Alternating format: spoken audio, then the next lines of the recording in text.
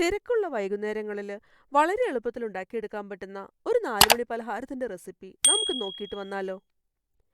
Welcome back to dine with Ann. നമ്മളിവിടെ ഈ ഒരു പലഹാരം ഉണ്ടാക്കുന്നത് അവൽ ഉപയോഗിച്ചിട്ടാണ്. ഞാനിവിടെ 3 കപ്പ് അവൽ എടുത്തിട്ടുണ്ട്. ഞാനിപ്പോൾ ചമ്പ അവലാണ് എടുത്തിട്ടുള്ളത്.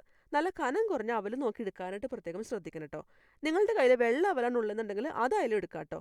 ഇത് നമുക്കൊരു ബൗളിലേക്ക് ചേർത്ത് കൊടുക്കാം. ഇനി അതിലേക്ക് ഞാൻ 1 കപ്പ് ഫ്രഷ് ആയിട്ട് ചിരകിയ തേങ്ങ ചേർത്ത് കൊടുക്കുന്നുണ്ട്. ഇനി നമുക്കിത് രണ്ടും കൂടിയിട്ട് നമ്മുടെ കൈ ഉപയോഗിച്ചിട്ട് നന്നായിട്ടൊന്ന് മിക്സ് ചെയ്തെടുക്കുകയാണ് വേണ്ടത്. നമ്മളിതിലേക്ക് വേറെ എക്സ്ട്രാ വെള്ളമോ അതുപോലെ പാലോ ഒന്നും ചേർക്കുന്നില്ല കേട്ടോ. ഈ തേങ്ങയുടെ നനവ് കൊണ്ട് വേണം നമുക്ക് ഈ അവലൊന്ന് നനച്ചെടുക്കാനായിട്ട്. ഇത് നന്നായിട്ടൊന്ന് മിക്സ് ചെയ്ത് കഴിഞ്ഞാൽ നമുക്കിതിലേക്ക് മധുരത്തിന് ആവശ്യത്തിനുള്ള ശർക്കര ചേർത്ത് കൊടുക്കാം. ഞാനിപ്പോൾ ഇവിടെ 1/2 കപ്പ് ശർക്കരയാണ് ചേർത്ത് കൊടുത്തിട്ടുള്ളത്. നന്നായിട്ട് ചീകിയെടുത്ത ശർക്കരയാണ് ചേർക്കുന്നത്. നമുക്ക് എത്രത്തോളം മധുരം വേണോ അതിനനുസരിച്ചിട്ട് നമുക്ക് ചേർത്ത് കൊടുക്കാം കേട്ടോ. ഞാനിപ്പോൾ 3 കപ്പ് അവലിന് 1 കപ്പ് തേങ്ങ അതുപോലെ തന്നെ 1/2 കപ്പ് ശർക്കര ചീകിയത്. ഇത് കറക്റ്റ് പാകമായിരുന്നു കേട്ടോ. നമുക്കിതെല്ലാം കൂടി നന്നായിട്ട് ഒന്നുകൂടിയിട്ടൊന്ന് മിക്സ് ചെയ്തെടുക്കാം.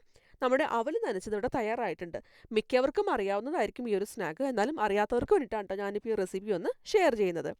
നന്നായിട്ടൊന്ന് മിക്സ് ചെയ്ത് കഴിഞ്ഞ് നമുക്കൊന്ന് മൂടി വെക്കാം. എന്നിട്ടൊരു 10 മിനിറ്റ് ഒന്ന് വെയിറ്റ് ചെയ്യാം. അപ്പോഴേക്കും ഈ അവലൊക്കെ കുറച്ചുകൂടി ഒന്ന് കുതിർന്ന് നന്നായിട്ട് സോഫ്റ്റായിട്ട് വന്നിട്ടുണ്ടാവും കേട്ടോ.